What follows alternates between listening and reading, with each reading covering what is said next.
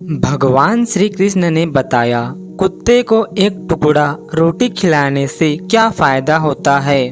दोस्तों, एक समय की बात है जब द्रौपदी भगवान श्री कृष्ण के पास आकर उनसे पूछने लगती है, हे प्रभु, मेरे मन में कुछ प्रश्न उठ रहे हैं, कृपया मेरा मार्गदर्शन करें।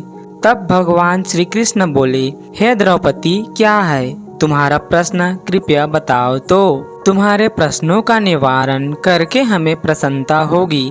तब द्रौपदी कहती है, हे प्रभु, मैं यह जानना चाहती हूँ कि कुत्ते को एक टुकड़ा रोटी खिलाने से मनुष्यों को कौन सा फल मिलता है।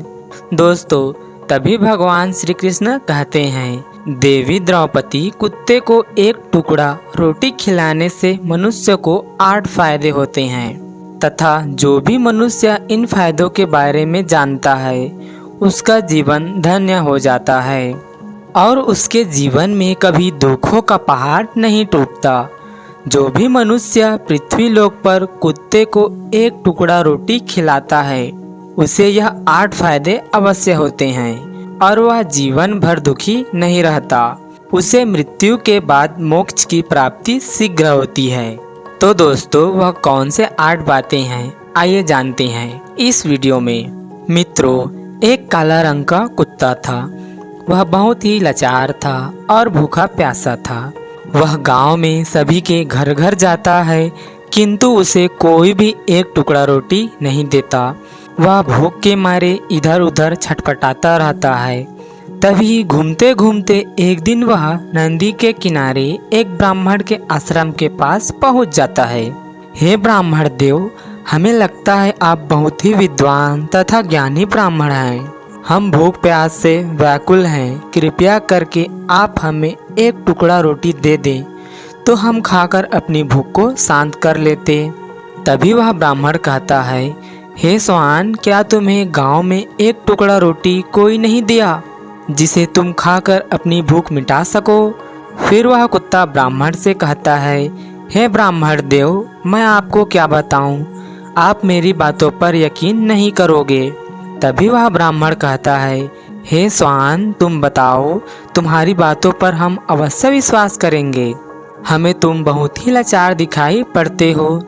तभी वह कुत्ता कहता है, ठीक है ब्राह्मण देव, हम आपको अपनी बीती हुई बातें बताते हैं। हे ब्राह्मण देव, दुनिया के लोग हम पर रहम करो। हमारा कोई घर नहीं होता, कोई आसरा नहीं होता, न ही कमा के खाने आता है। हमें वस्त्र पहनने का भी ज्ञान नहीं है, इसलिए सर्दी गर्मी बरसात में हम ऐसे ही घूमते रहते हैं। हे ब्राह्मण देव, आपकी तरह हमें अनुशासन नहीं आता, हमें आपकी तरह बोलना नहीं आता। यह हमारा दुर्भाग्य ही समझिए। पर हमें आपकी तरह भूख भी लगती है, चोट लगने पर हमें आपकी तरह पीड़ा भी होती है, हमें आपकी तरह रोना भी आता है। बस इन्हीं तीनों कामों में हम आपकी बराबरी करते हैं। इसलिए हम पर दया दिखाइए, हमें और कष्ट मत दीजिए। ईश्वर ने तो हमें वैसे भी कष्ट देकर ही ऊपर से भेजा है। आप लोग हमें परेशान करते हैं। हम आपकी तरह मनुष्य नहीं हैं, पर पराधीन जीव हैं। जब हमारा जन्म हुआ उस समय हमारे आँख कान बंद थे। कह नहीं सकते कि उस समय आपके जन्म पर जैसे नाच गाना होता है, बाजे बजते हैं, खुशी मनाई जाती है, हमारे जन्म पर भी यह सब हुआ होगा। हमारे जन्म पर किसी ने खुशी मनाई होगी। हम जिस बिछौने पर थे वह रुई की तरह नरम तो थी, सर्दी बिल्कुल नहीं लगती थी। मैं मन में सोच रहा था कि किसी बड़े घर में पैदा हुआ हूँ। लेकिन जब हमारी आंखें खुली तो मैंने देखा कि हमारी माँ, जिसे आप कुतिया बोलते हो, वह अपने 4 बच्चों को छाती से चिपटाकर एक घर की राख में पड़ी थी। हम 4 भाई थे, बाकी 3 भाई तो सफ़ेद और भूरे रंग के थे। मैं अकेला काला रंग का था और सबसे छोटा भी था, इसलिए कमज़ोर भी था। मेरी माँ हम लोगों के पास जब तक आती थी क्योंकि उसे भी अपने भोजन की व्यवस्था करनी पड़ती थी। यदि वह न खाती तो हमें दूध कहाँ से पिलाती। उस एक माँ पर हम 4 निर्भर थे। वह बेचारी अपने भोजन के लिए इधर उधर दौड़ती रहती थी। कभी भोजन मिल भी जाता, कभी मिलता ही नहीं था, लेकिन वह हमेशा हम चारों का बड़ा ख्याल रखती थी।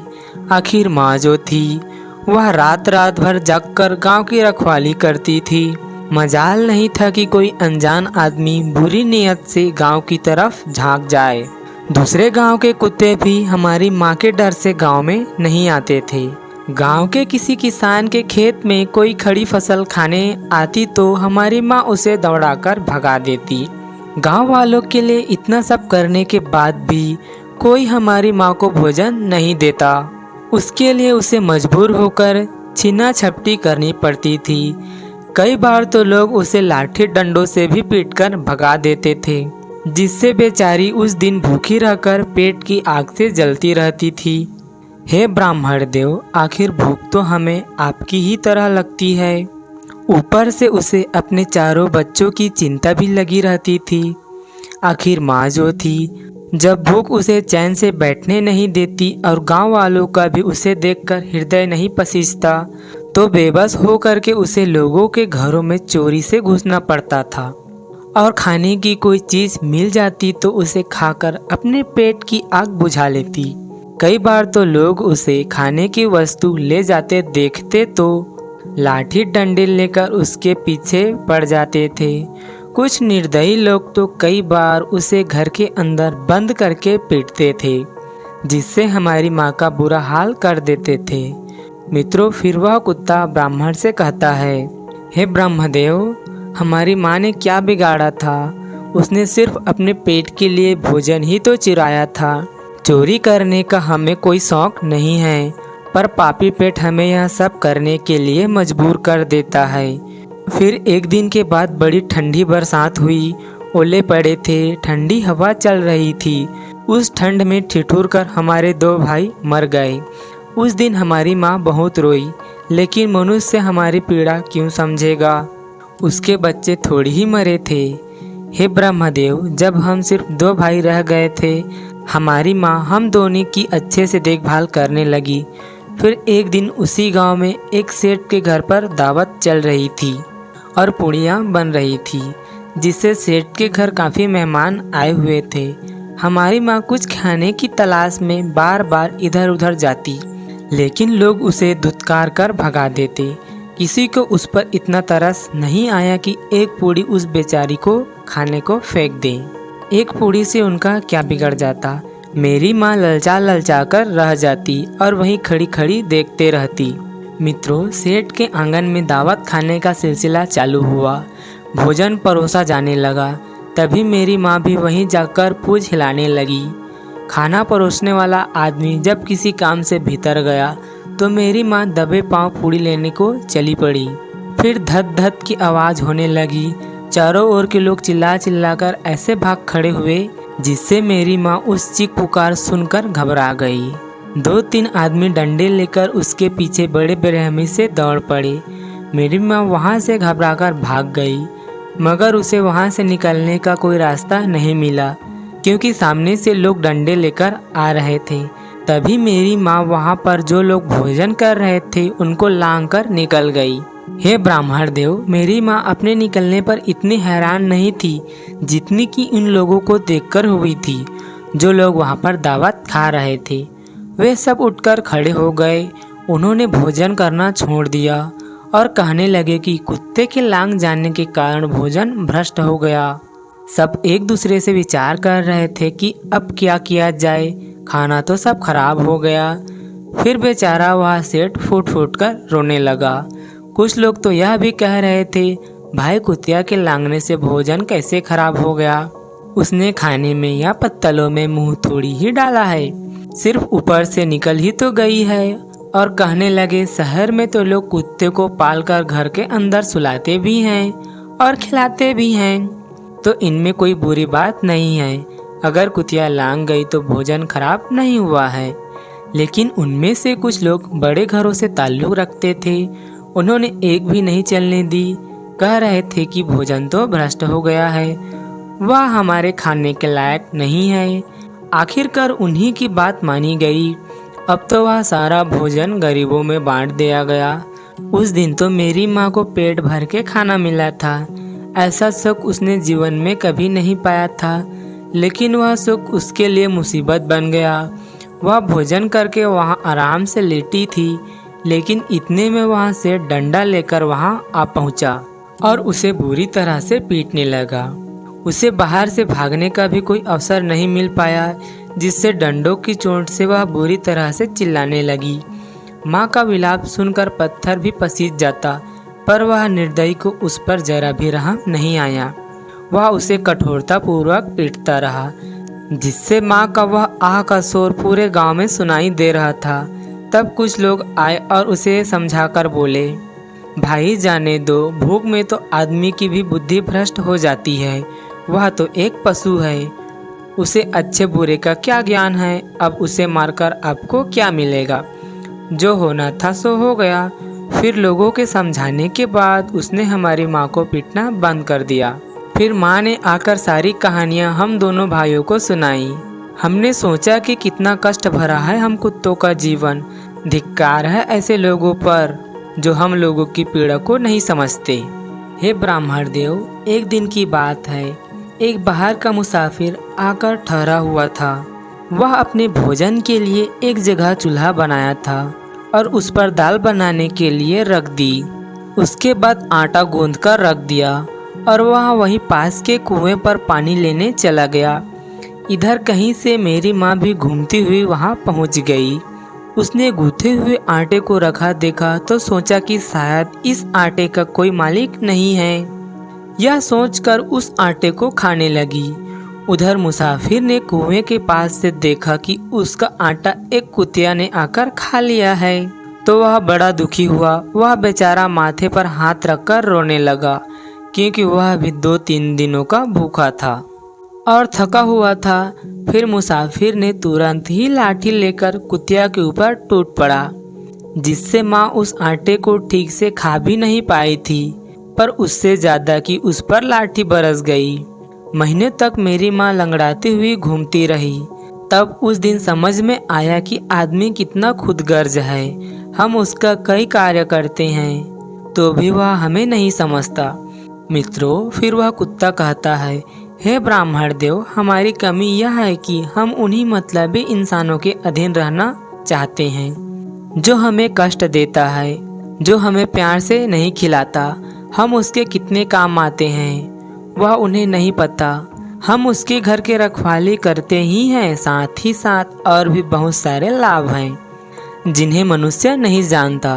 मित्रों, फिर भगवान श्री कृष्ण कहते हैं, हे देवी द्रौपदी, यदि मनुष्य कुत्ते को रोटी खिलाने के फायदे जान जाए तो बहुत से अपने जीवन में होने वाले नुकसान से बच सकता है।